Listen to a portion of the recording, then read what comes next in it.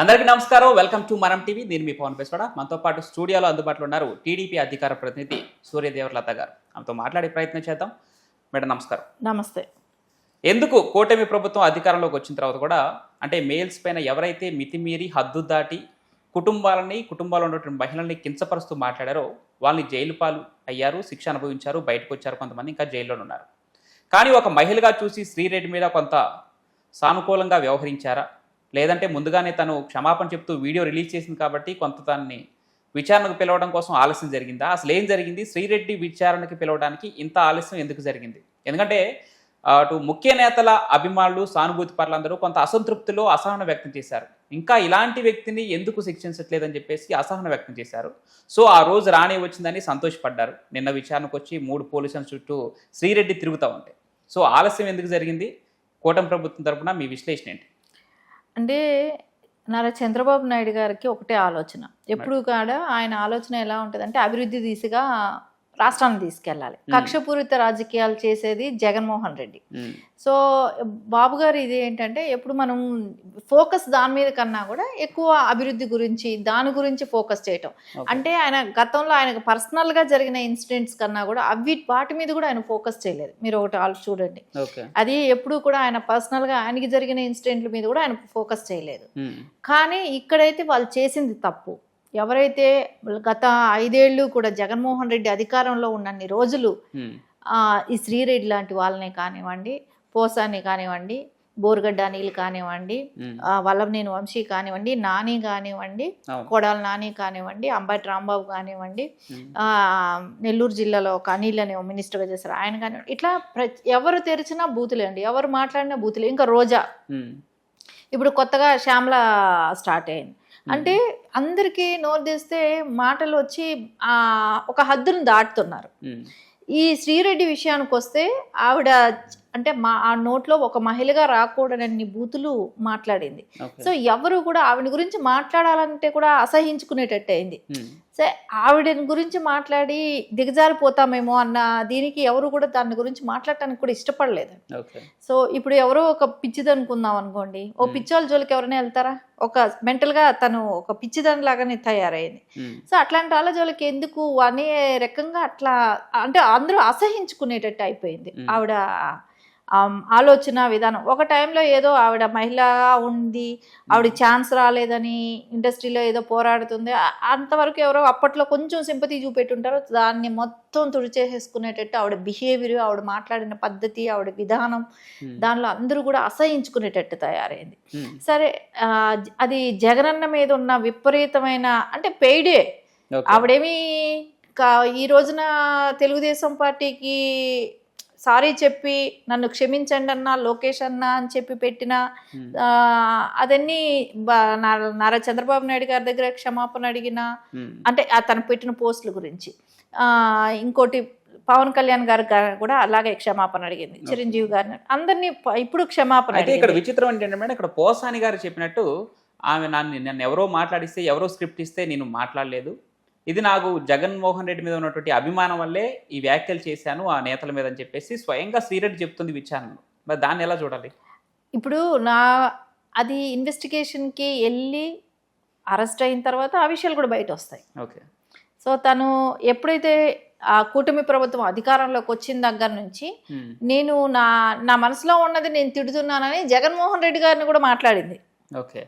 ఆయన్ని కూడా తిట్టింది అంటే సంబూతులు కాదు, నువ్వు ఓడిపోవటానికి ఇదే రీజను, నువ్వు ఏ రోజు కార్యకర్తల్ని కలవలేదు అని చెప్పి ఆయన్ని కూడా మీద కూడా వీడియోలు చేసి రిలీజ్ చేసింది.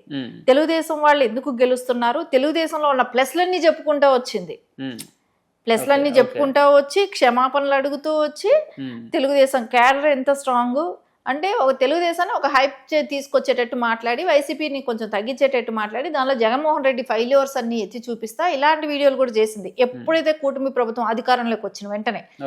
అంటే ఆవిడ ఆలోచన ఏంటి, ఇప్పుడు ఈ సైడ్ టర్న్ తీసుకుంటే నన్ను వదిలేస్తారా, సేఫ్ సైడ్కి వద్దామని అనుకుంది. ఎవరైనా కూడా అండి కక్ష అనేది ఎందుకు ఉంటుంది చెప్పండి, ఏదో ఒకటి ఆశించితేనే కదా. ఇప్పుడు ఇక్కడ ఎవరి మీద పర్సనల్ ఆవిడికి ఒకవేళ కూటమి ప్రభుత్వం, ఇప్పుడు ఈ కూటమి ప్రభుత్వం, అప్పుడు అపోజిషన్ లో తెలుగుదేశం ఉంది కదా, సో వాళ్ళ మీద కసి ఎందుకు, కక్ష ఎందుకు, పర్సనల్ గా అటాక్ చేసే అంత ఇది ఆవిడలో ఏముంది? ఏమైనా సంబంధం ఉందా? ఆవిడకి పార్టీతో సంబంధం ఉందా? మా నాయకులతో సంబంధం ఉందా? మా అధ్యక్షుల వారితో సంబంధం ఉందా? ఎవరితో సంబంధం ఉంది?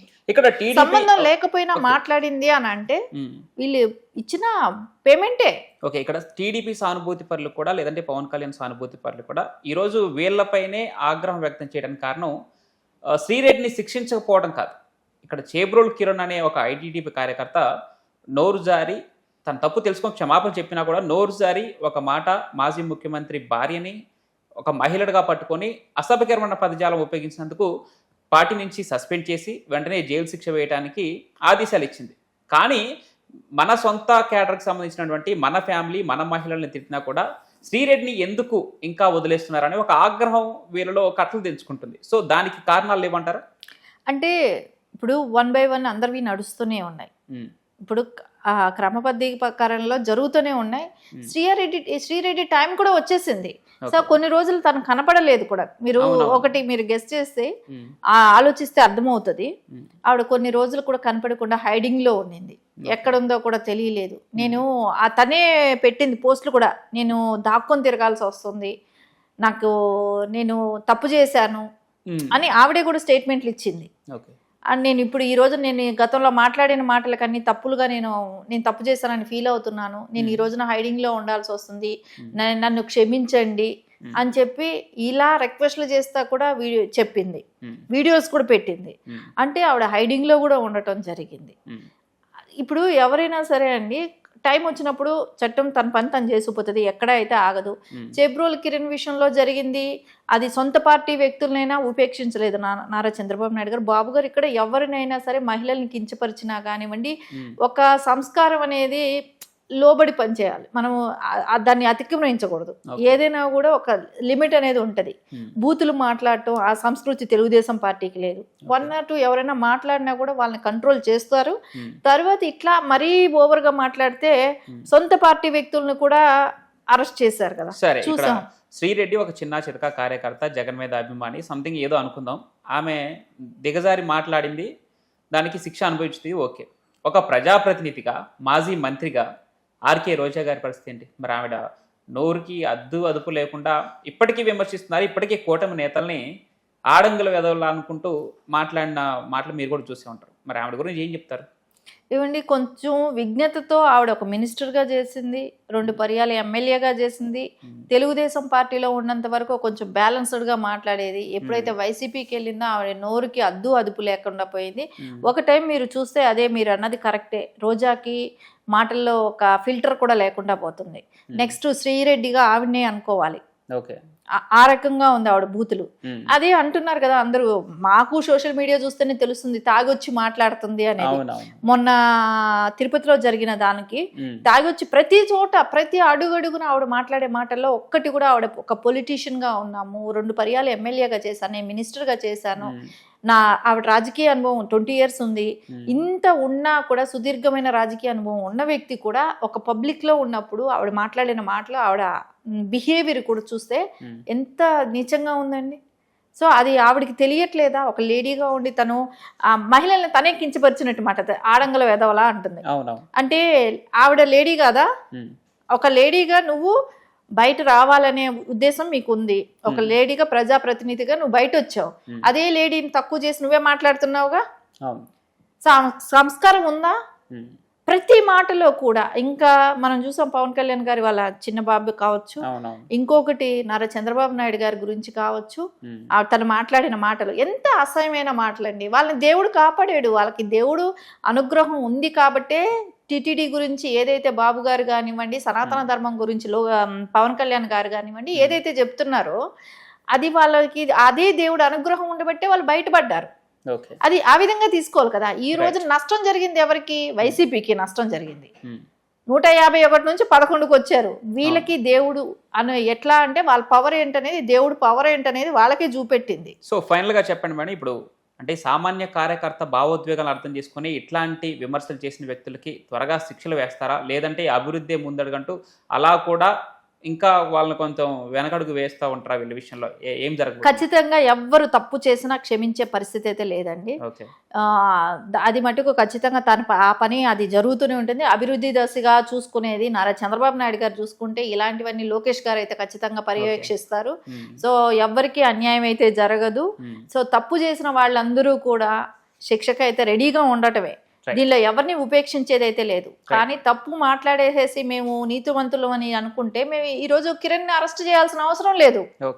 సో కిరణ్ తప్పు మాట్లాడాడు, క్షమాపణ చెప్పాడు, వెంటనే చెప్పినా కూడా అరెస్ట్ అయ్యాడు కదా. సో అదే వీళ్ళకందరికీ కూడా వర్తిస్తుంది. ఇక్కడ ఎవరికి నేను ఈరోజు తిట్టేసేసి నేను తప్పించుకోవచ్చు, నేను ఒక క్షమాపణ చెప్పేసేస్తే అయిపోతుంది అనుకునే దానికైతే లేదు. ఎవరికైనా శిక్ష పడేది పడుతుంది అండి. Right. Thank you so much. నమస్తే.